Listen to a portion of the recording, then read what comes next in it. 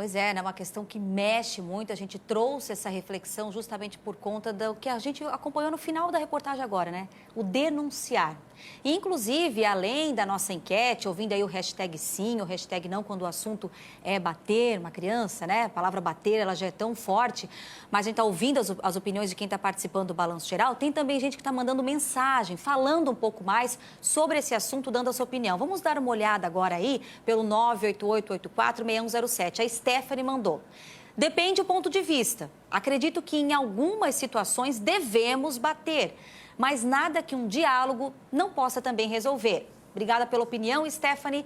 Também tem a participação da Camila, que disse, bater não é o melhor método para se educar uma criança.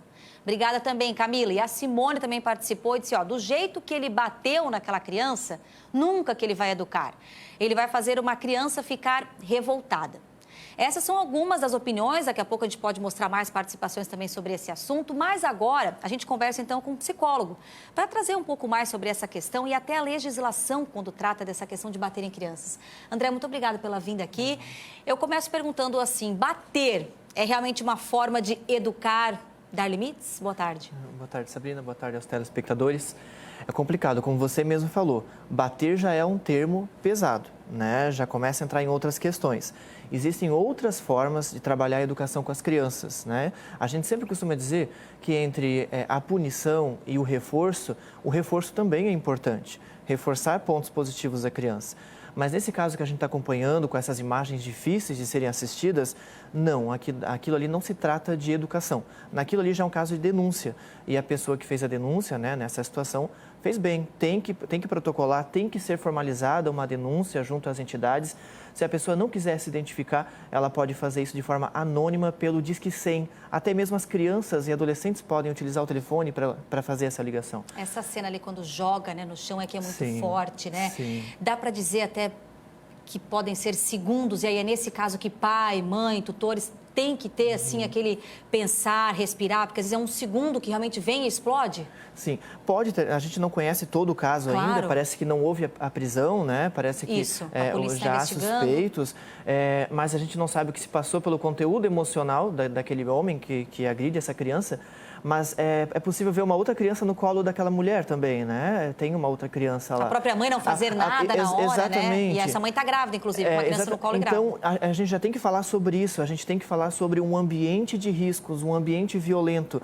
Aquela outra criança, aquela mãe, eles estão presenciando já um ambiente violento. E um ambiente violento vai gerar mais ambiente violento. E tem consequências. Uma criança que é exposta a esse tipo de violência, uma criança que é exposta a esse tipo de situação, ela pode sim desencadear futuramente, pode, não é uma regra, mas ela pode gerar algum tipo de transtorno, ser uma pessoa ansiosa, com algum transtorno obsessivo, uma pessoa com depressão, uma pessoa com dificuldade para lidar com as regras sociais, né? Então, pode gerar uma série de fatores. Uma cena como essa pode ser gravada para sempre no inconsciente, né, daquela criança. A reportagem da Danilando mostrou também os números em Barra Velha e são números que chamam muito a atenção pela quantidade. A questão de ser uma cidade de menor porte, isso também influencia? Sabrina, a gente tem percebido que as cidades pequenas elas vêm enfrentando graves problemas com relação a isso. Agressão e violência contra crianças, adolescentes, contra mulheres, contra a população LGBT.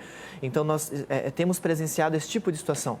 Vimos na reportagem que no mesmo instante que aquela criança estava sendo agredida, outra ocorrência já estava acontecendo. Então, em cidades pequenas está acontecendo um alto número de violência. E por que isso pode estar acontecendo? Aqui na cidade grande, a gente faz o debate. A gente traz para o debate as faculdades, os órgãos, nós temos um aparato um pouco maior de instituições públicas, o que não ocorre nas cidades pequenas, onde uma pessoa acaba conhecendo a outra e às vezes a denúncia não acontece. E são aqueles núcleos familiares tradicionais e a gente está falando de uma cultura também tradicional e por isso que impacta. Exatamente, e tem consequências, né? Você acaba deixando uma violência em segredo e isso ali vai gerar uma série de fatores para todo mundo e fatores negativos. Bom, André, a gente está ouvindo as pessoas hoje também sobre esse assunto. E aí o que muitas pessoas assistindo podem dizer, mas só um tapinha ajuda a educar. Uma criança tão pequena como aquela ali, De que maneira, então? É uma voz um pouco mais impositiva para tentar impor o limite? É dessa maneira que pode ser o caminho? Existe uma linha muito tênue, muito perigosa entre o dar umas palmadas e a educação infantil. É bom que os pais reflitam muito sobre isso, sobre em que situação isso está acontecendo. Estou falando com o meu filho no momento em que eu estou emocionalmente abalado, não estou equilibrado mentalmente para esse momento, e ressaltando, a criança está ouvindo e captando tudo o que acontece ao ambiente. Ou seja, ela aprende muito mais com os atos do que com aquele momento de uma palmada ou até mesmo daquela palavra em tom alto de voz, né? E a gente não pode esquecer que a criança já tem uma autoestima ali, né? Então a gente tem que lembrar do cuidado como isso ocorre. Mas sim, sempre vai passar pelo caminho do diálogo. Os pais às vezes acham que a criança não está compreendendo a palavra, o diálogo, né? Aquela conversa, mas está. A criança ela precisa entender por que ela pode ficar sem o videogame, sem a televisão ou sem os brinquedos dessa criança. Ela precisa entender por que está acontecendo essa punição, digamos, então. Certo. E também, o que os pais acabam esquecendo é de estar reforçando comportamentos positivos. Se a criança arrumou o quarto, está tomando café, está agindo conforme os pais ali criaram a regra no ambiente familiar, essa criança também pode estar sendo reforçada, esse comportamento pode estar sendo reforçado. Tá certo. Muito obrigada pela vida aqui, André. Uma ótima tarde, Sabrina. bom fim de semana. Obrigado. Viu? E olha só você, o que você acha? Bater educa? Continue participando da nossa enquete com a hashtag sim, se você concorda, ou a hashtag não, se você acha que não é o método adequado. O número aparece aí para vocês. A gente já confere agora um pouquinho da parcial aí, ó. Se você acha que bater ajuda a educar, até o momento 24,3% hashtag sim e 75,7% dizendo que não, bater não ajuda não a educar.